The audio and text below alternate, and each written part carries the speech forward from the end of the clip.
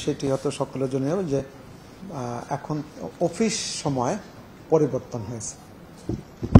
জনপ্রশাসন মন্ত্রণালয় থেকে প্রস্তাবটা নেওয়া হয়েছিল যে এখন আপনারা জানেন 9টা থেকে 4টা পর্যন্ত অফিস সময় ছিল, সেটা আমরা 2022 সালে বোধহয় করা হয়েছিল, আমার যদি মনে পড়ছে 22 সালে থেকে এটি করা হয়েছিল।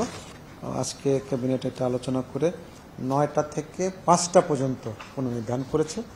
রোববার থেকে বৃহস্পতিবার 9টা থেকে 5টা, শুক্র এবং শনিবার বন্ধ থাকবে। তবে মাঝখানে রোববার থেকে বৃহস্পতিবার পর্যন্ত মাঝখানে 1টা থেকে 1:30টা পর্যন্ত নামাজ এবং মধ্যাহ্ন ভোজনের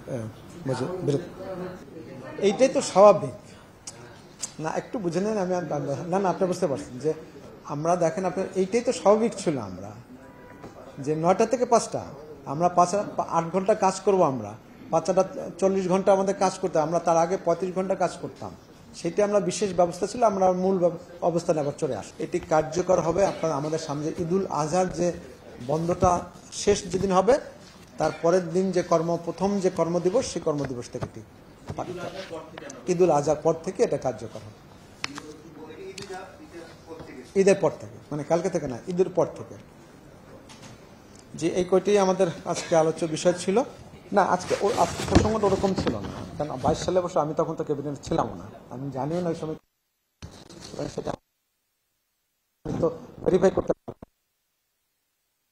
আজকে যেটা আলোচনা হয়েছে যে আমাদের মূল অফিস সময় ফেরত যাওয়া প্রয়োজন, আমাদের দাপ্তরিক প্রয়োজন, আমাদের কর্মঘণ্টাটা ব্যালেন্স করা দরকার, সেটা করা দরকার। সেই জন্য ক্যাবিনেটটা মনে করছেন।